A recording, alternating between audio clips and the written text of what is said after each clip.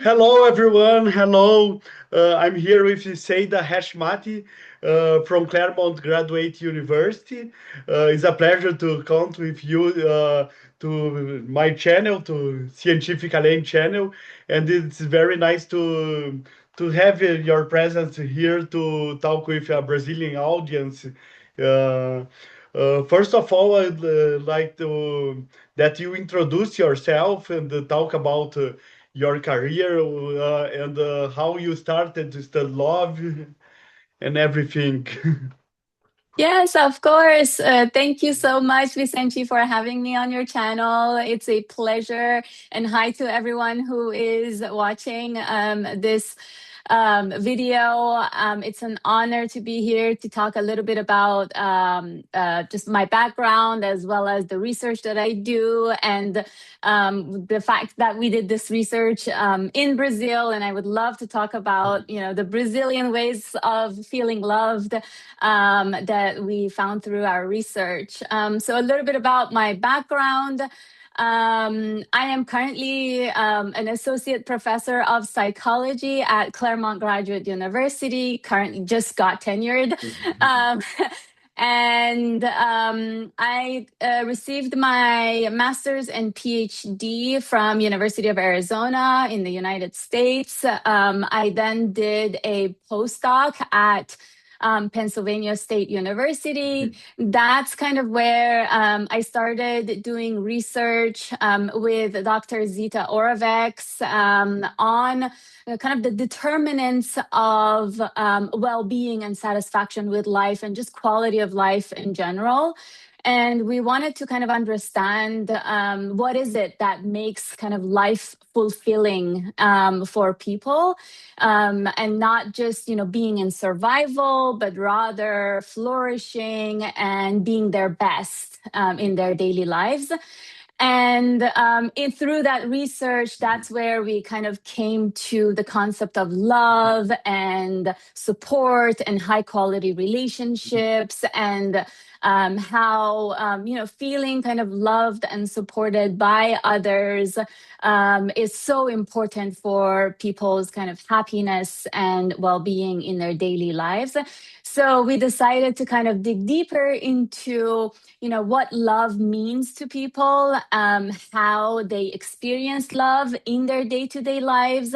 So we also wanted to kind of go beyond romantic relationships, because not everyone has a romantic partner in their lives, and not every instance of our relationships are romantic, right? We might have those romantic phases at some point with our Yeah. partner, but And throughout sometimes the life. most meaningful experiences do not come from romantic relationships. Exactly. Well, and even then, it's sometimes it's the small everyday kind of experiences or moment to moment encounters that we have that kind of brings that sense of love and fulfillment that we're looking for. So we decided to go kind of beyond romantic love and just look at love in general in daily life. So as people go about their days, as they, wake up, they encounter maybe, their roommate, their partner, their family, their parents. They go out in the streets, they encounter their neighbor, their the bus driver, so any stranger that you might interact, or in the workplace with your colleagues. There's so many interactions that we have in our day-to-day lives that can be sources of us kind of feeling that sense of love in day-to-day life. And so that's how we study love, and that's how we've been going about it. And now, we've started kind of this journey from years ago, and we are now kind of approaching this international kind of cross-cultural global approach to understanding Yeah. love. But I'll stop there and let you continue. Yeah, yeah. It's just about your trajectory. You are from Iran and lived in Australia. Also, Zita have is from Hungary, and you have Yes. and everyone in the team have a very strong cultural background and different Yes. cultures. And We are, yeah, we are a very like multicultural group. Just in terms of, as you said, like in terms of just my own background, I'm originally from Iran. I was born there. I lived there until elementary school. And then I lived in Australia for a couple of years, and then I lived in Canada for a year, and then the US, and traveled a wide variety of countries and seen a lot of different cultures. And that's kind of really what fascinates me as a researcher, is to understand these psychological concepts within, contextualized within the culture that we experience them, because I know that culture really kind of determines how we experience some of our psychological states. Some psychological states might be universal, but a lot of it is culturally informed, and that's what I really like to research. okay. Yeah. Uh, and based on your background and your research, I wanna do a very broad question and very hard question. What is love for you? What's your definition of love? What do you think it's love? It's just disconstruct. and Yeah. uh, and about the what is culturally specific from cultures and what is universal in Mhm. love. Yeah. So, as a researcher in the domain of love, kind of thinking scientifically, we have not come to a conclusion yet as to, a definition of love. And, for us to be able to say that, like, if this and this happens, then this equals love. The literature and the research really kind of talks a lot about where that kind of sense of love originates from, which people, it's kind of experienced between, which relational ties we experience them from, and do we see them from a relational tie perspective versus an emotional perspective. Because as you know, there's the kind of a more recent theory from Barbara Fredrickson that talks about positivity resonance, which kind of takes a more emotion science perspective towards love. And she talks about kind of love as this moment of positivity resonance, that two people share this sense of shared positive emotion, as well as kind of this sense of well-being for each other, and some kind of behavioral synchrony among the two people. So that's kind of the latest definition that we have from this kind of the emotion sciences perspective. I would want to expand that from two people to two entities, because I don't think that it should, it requires for two people to be involved, because now we're seeing in our research that it could be between a person and their pet, right? Or we're Yeah, seeing people saying that they feel love just by being in nature. And so like that sense of being in nature gives them a sense of feeling love, or just with a higher entity or God, right? And so we are seeing that kind of it's going beyond just two specific like human beings. Rather, it can be two entities that this yeah. experience can be translated through. Yeah. Yeah, yeah, that's very interesting because I'm the whole of interviewer here, but I'm also a researcher in love, and for me it's very hard to answer a question like this. Yes. Also, because the field of love have many different theories, a lot of Hmm. authors thinking on different ways. And do you think the field is going to have a new universal definition of love, or making more theories and more mistakes and confusion in this field?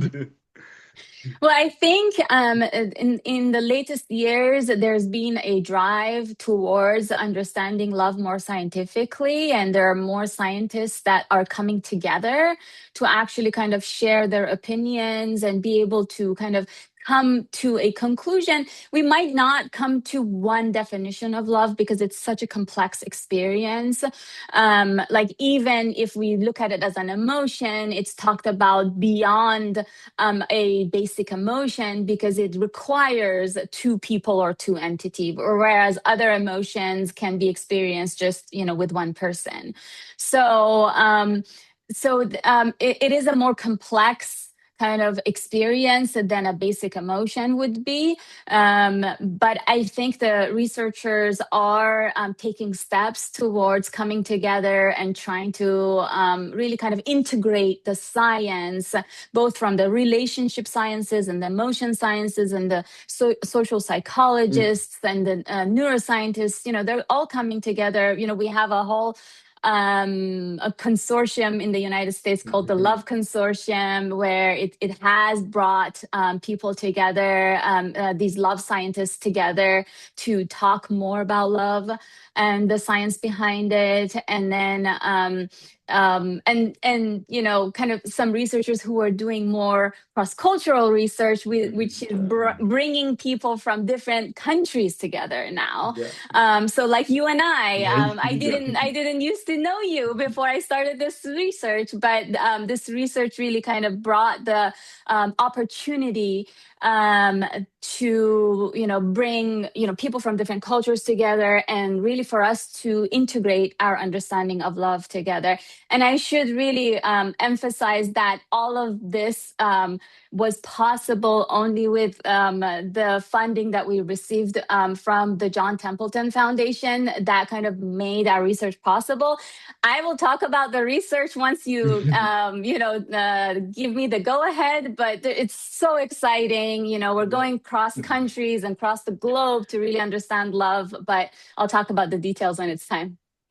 Yeah, of course. Let's talk about this research. I'm passionate of this research, and I really like it to be part of this. And I would like to talk about the challenges of doing this cross-cultural research. Of course, that we have the challenges of funding that you talked about. The funding makes everything possible, but we have many logistical challenges. We have challenges about the deal with data sets, long data sets. What's the challenge? How is your routine? Because you're still a professor in the university and you have to conciliate with this big project. Yes, for sure. Well, let me say a little bit about the research. So basically, the research again started a few years ago with us just thinking about love from a cultural perspective. We wanted to, instead of kind of us as researchers coming at the understanding of love from a top-down approach, where we come in with the research and the data and say, this is what love means to people. Like, this is how they should be understanding it. We decided to actually go to the people within a culture and see what they tell us is loving to them, right? And so we kind of approached this from a cultural consensus theory approach, meaning that we wanted to see whether people within a culture or within a group have the same understanding. They have the shared belief that a certain behavior is loving to them and a certain behavior is non-loving to them, right? So we wanted to kind of get at the shared cultural consensus on what is love for people within a country or a culture or a group.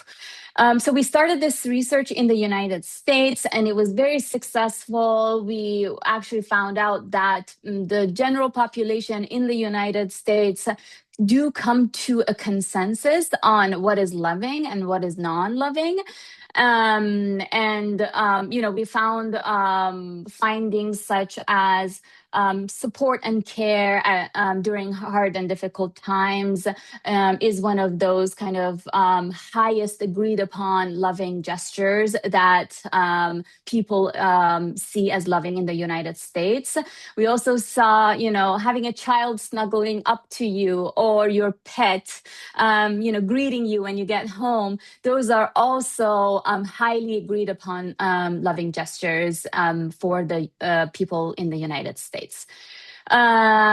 And we did this with a large group of a representative sample in the United States to make sure that we are kind of collecting data from, representative groups of people who live in the United States, not just convenience, not just people around us, but rather, people from different age groups, people from different ethnicities, backgrounds, and gender groups. So it was a large representative sample.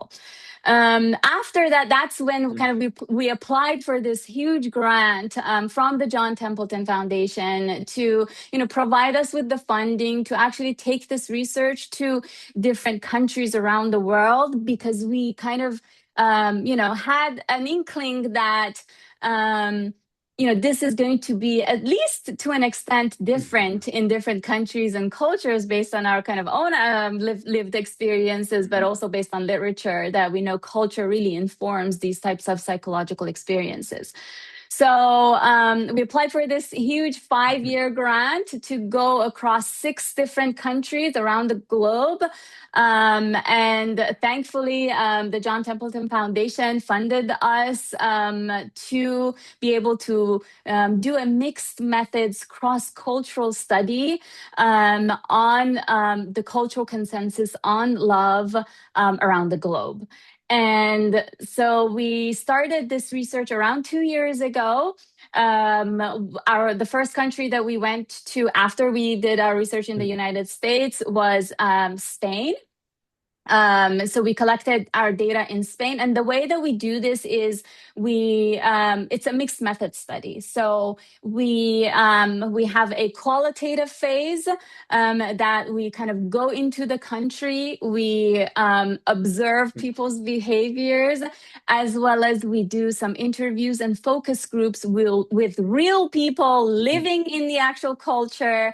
And, in the target language, so in Spain, we had interviews in Spanish conducted with Spanish people to, ask them about what they think love is to them, how it kind of arises in their day-to-day lives, and, what are those kind of types of experiences that they have. And, they kind of tell us what is love in that culture and in their daily lives.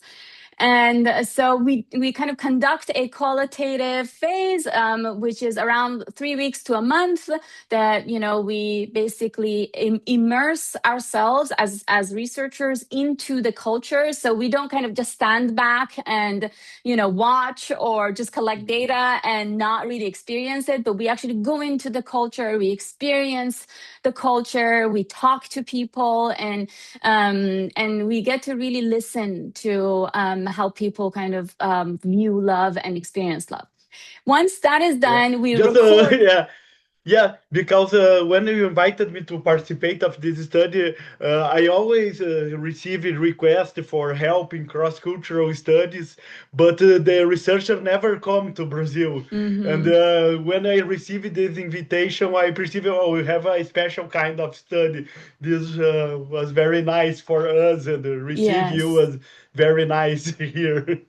Yes, it makes such a big difference when we are there, because we are the researchers who's going to be writing about this, right? We are the researchers who's going to make these grand conclusions about this.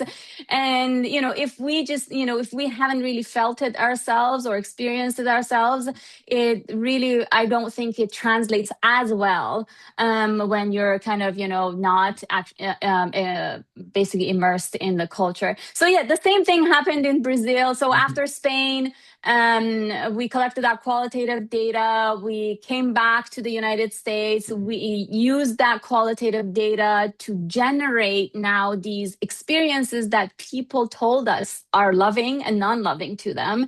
And we create this list of experiences that, is generated by the people. And we then do a quantitative phase where we collect data now from a big pool of people, because qualitatively you can't really collect data from that many people. But with a qualitative survey design, then we can collect data now from a representative group of people, now from a larger kind of even areas of the whole country, and not narrowed down to one city. And just a diversity in all different types of backgrounds to make sure that we are getting representative samples from people. And we basically run that questionnaire with that representative sample and ask them, do you agree, or how likely do you think this experience is loving, and how likely do you think this experience is not loving? And so they kind of rate those experiences for us, and based on that, we do some Bayesian psychometric modeling, which is kind of a decision tree modeling to understand if people in the culture come to a consensus on what scenarios are loving and non-loving. And so we did this in Spain, then we did it in Brazil, which was our second country, and next we're going to Japan. But Brazil was very unique. It was such a great experience for us. I got to meet Vicente there, Yeah. And it's so interesting, like the fact that you and I are now friends, whereas before I only contacted you via email, and your name came to me through the Love Institute, the International Love Institute, and you're also an editor of a relationship journal in Brazil. So kind of that really kind of attracted me to you, and I contacted you, and you responded, and you were so friendly, and you provided the setting and the space for us in Brazil. So that's kind of like, these are some of the challenges that you were asking, like what are some challenges? Yeah, so challenges come in with the logistics a lot, right? Like, because we are so used to how things work in the United States, and when we want to navigate the same types of work in another country, we have to now kind of accommodate things based on how things work in another country. And so having someone that's reliable, that we can kind of talk to and discuss, and can really help us facilitate the process, finding a space where we could do interviews. Especially we want like multiple spaces so that we can draw people from different neighborhoods in the city to kind of have more diversity. You helped us with that. We had a classroom at a university, and another one. And so kind of those types of things really help out. Also introducing your students to us, and, how warm and great Brazilians are, just that experience was amazing.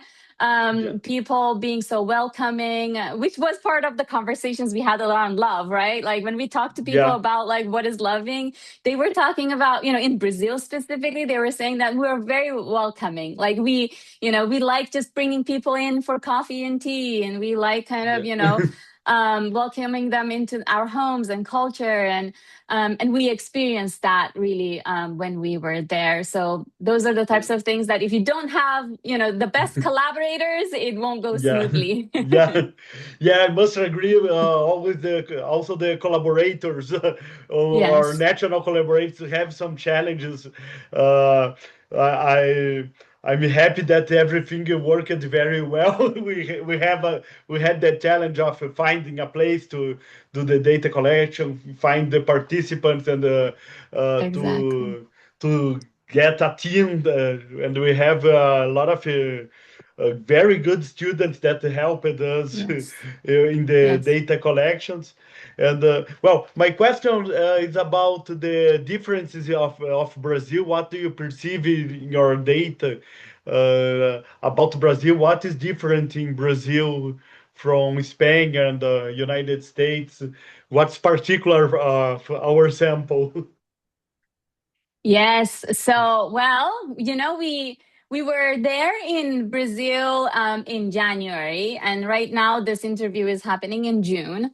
So we basically collected all of our qualitative data by end of January. We were back in February, and we were already transcribing and translating all of the interviews, because the interviews are all happening in Portuguese.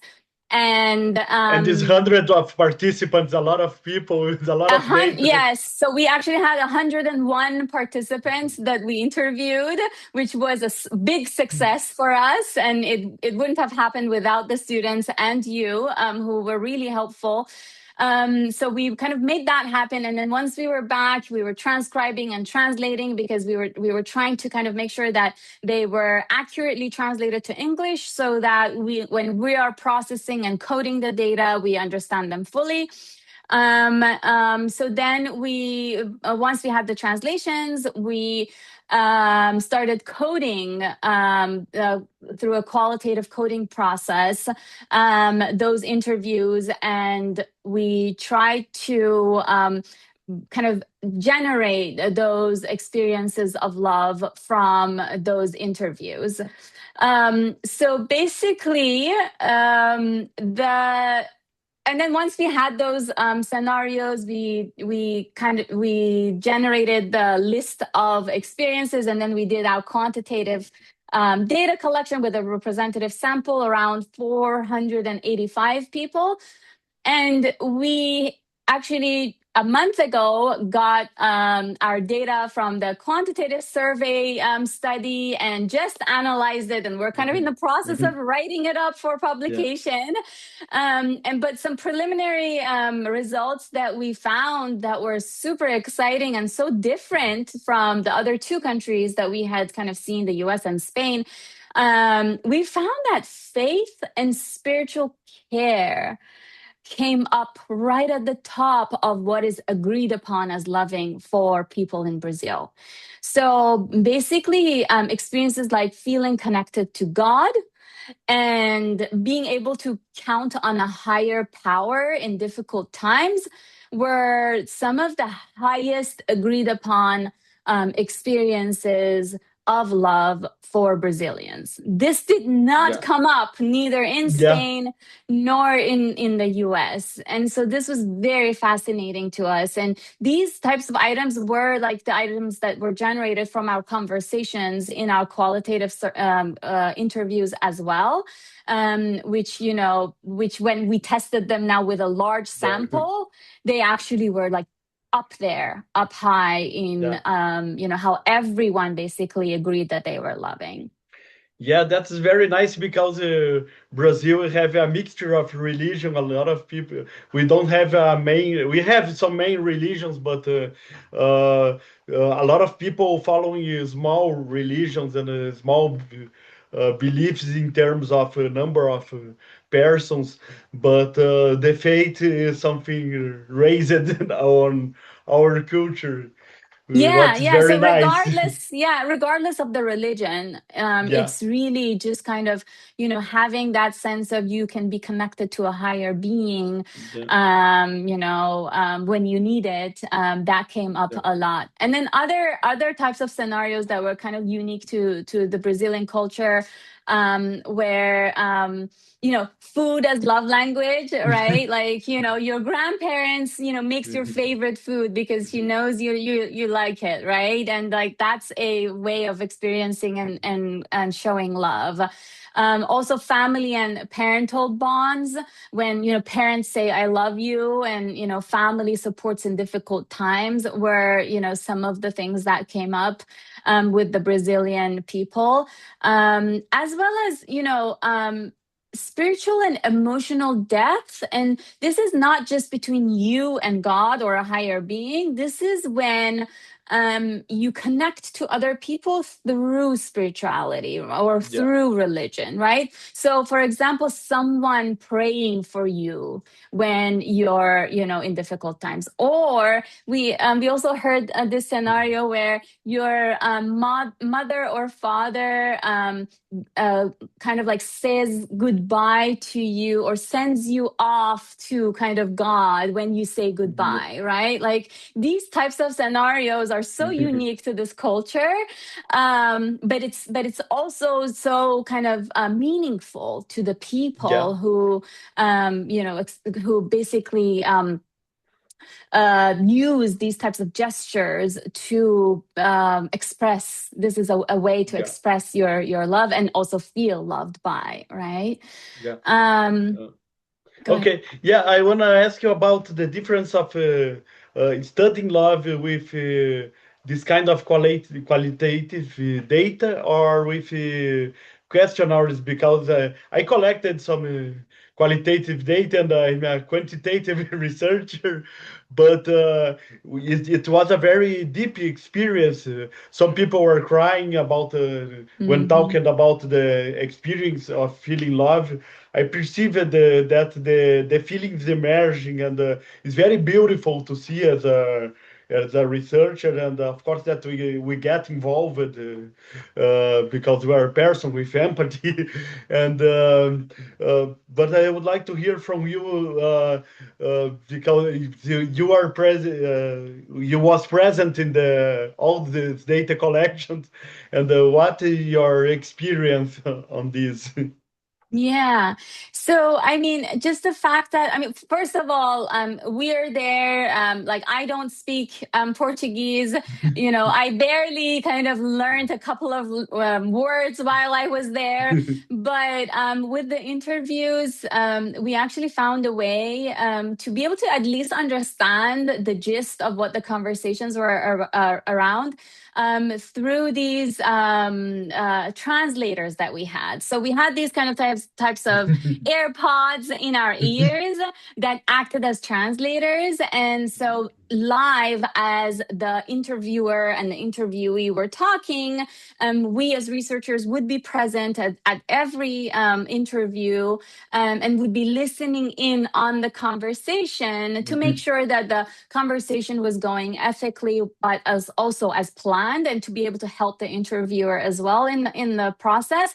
But also, we were able to kind of like get a sense of what kind of conversations or what kind of stories people were telling to the interviewer. And thankfully, the setting was so safe. Our interviewers were so great with bonding with our interviewees, and kind of providing, for them a safe place so that they could open up, so that they could talk really about kind of their feelings, their experiences. Because, when people see this flyer on the wall that says, we want to know what makes you feel loved. And, people are like, oh, I don't know if I want to talk about my love experiences to strangers, right? But when they come, I think the conversations kind of become so friendly and so welcoming that people often really opened up. They told us, these personal stories, and some tears were shed, and it was great to see kind of the warmth. I think from my side, from someone who's coming from another culture, just again, tears means that this person feels comfortable enough to really be able to talk about emotions that they wouldn't tell any like other person, but also be genuine, right? So it kind of felt genuine that they were telling us these kind of real life stories that were telling for us, that were informative, and things that were kind Yeah. of moving to them, that they were feeling these emotions. And a lot of them were happy tears, right, when they kind of remembered this really like great memory with someone that made them feel loved, and just kind of brought them to these tears, which kind of takes me to this sense of saudade. If I'm actually like pronouncing it correctly, I apologize if I'm Saudade, not. saudade. Saudade. Saudade.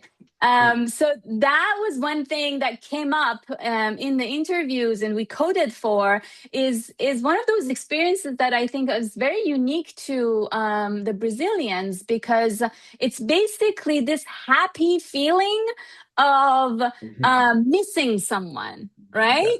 So Yeah. usually, like in other cultures, when you're missing someone, it's a sad feeling. Like you're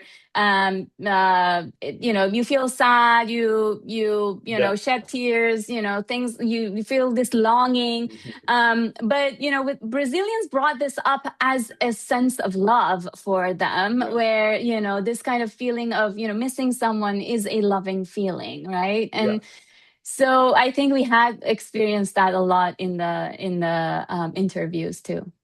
Yeah, in our field, we have maybe a large literature about uh, being in love, but Hmm. not about feeling loved. Yes. And what do you think? What do you think is the difference, or what do you think that the science must know about being loved? What the holes in the gaps in the field? Yeah. As you said, there hasn't been much research on feeling loved, but also like feeling loved in the moment, right? Because we usually think of love as this long-term thing that we have with this one person, right? That like it's a strong like relational bond that we have that causes that feelings of love. Whereas we now know that these momentary instances of feeling loved is actually contributes to your well-being, is associated to higher levels of well-being. So if we kind of are able to, and this is kind of part of like the research that I do, is I look at these momentary experiences of love, and we usually kind of measure these through these EMA studies, ecological momentary assessment studies, where throughout the day, like across weeks, we ask people like on their phones, like how loved do you feel right now, right? And they tell us, oh, I don't feel loved, or oh, I feel a lot of love, or I don't know. And so they give us these data points around what are their feelings of love. So it's about them. It's how they, regardless of the source, right? Regardless of where Yeah. this love is coming from, are you feeling loved right now or not? And we are finding that these moments actually add up, and they are associated to higher levels of well-being in your daily life. So the more you expose yourself to experiences of love, even if it's momentary, Mhm. even if it's you're going out and someone opens the door for you and you really kind of feel loved by that, right? Or you wake up in the morning and your partner brings coffee for you. Like, it's a moment, but it actually is impactful and it's important in our lives. And so we should be paying Mhm. attention to more of these momentary experiences, more than the grand gestures, because we're also finding it in our cross-cultural research that it is the small gestures that are meaningful. Yeah, yeah, I agree with you. It's very nice to this daily life moments of love or Yeah. yeah, is And it's well, accessible to everyone, right? It's yeah, accessible to everyone. you yeah, you can you can just like call your friend and just have a yeah, small conversation and exchange a little bit of love with each other in just what you say, and or go out on a walk and maybe exchange a smile with a stranger who's yeah, passing by, and that's like another dose of momentary love. So yeah, it's yeah, very accessible. yeah. Well, we are going to a different culture now, Japan. What's your expectation on this new data collection there? And if you wanna talk about the rest of the project, the other data collections that are scheduled. Yeah, so we are now quickly preparing for Japan as we are wrapping up the data from Brazil. So we're going to Japan in July and August, and the same routine, right? Doing the qualitative field work where we go into the culture, we immerse ourselves, we talk to people, and then we come back for the quantitative. I mean, I think Japan is going to be very different and very new to just me, myself. I have not been exposed to Asian cultures or Asian countries, and I can vividly say that like not even not all Asian countries are going to be the same, and Japan has its own unique culture. Where it's kind of around this sense of courtesy and more kind of internalized internalizing feelings versus kind of the external verbalization of feelings.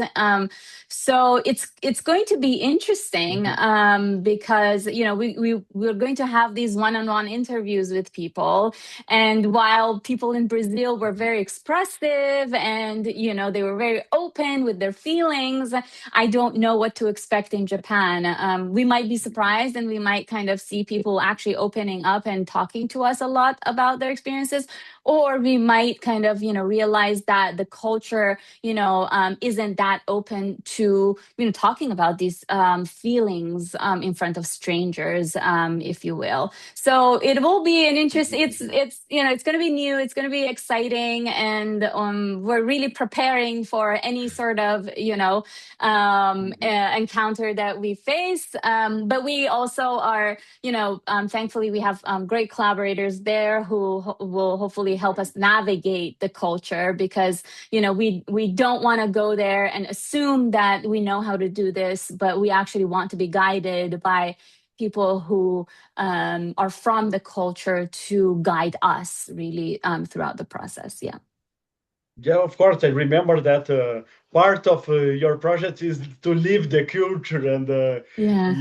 you went to hang out with us and to do sightseeing and really stay in the culture. Is that is something that we appreciate. I always like to share my culture and show my country. That was very Yes. nice, and it's nice to do this with a person that is excited with this cultural Yes. experience. Exactly. Yes, Yeah, we loved it, and we yeah, were so happy that we had hosts like you guys who really made it special for us. yeah. Yeah. Okay, Saida. Thank you very much. I really appreciated our talk. I would like to stay the whole afternoon talking. Afternoon here, I believe it's morning in California. Uh, Yes. but I really appreciate it, and of course, it's very nice to work with you. You can count with me for everything that you need, and I'm able to continue and collaborate with this project. Yes, thank you so much for first of all being our host in Brazil, and second of all for this really lovely interview together.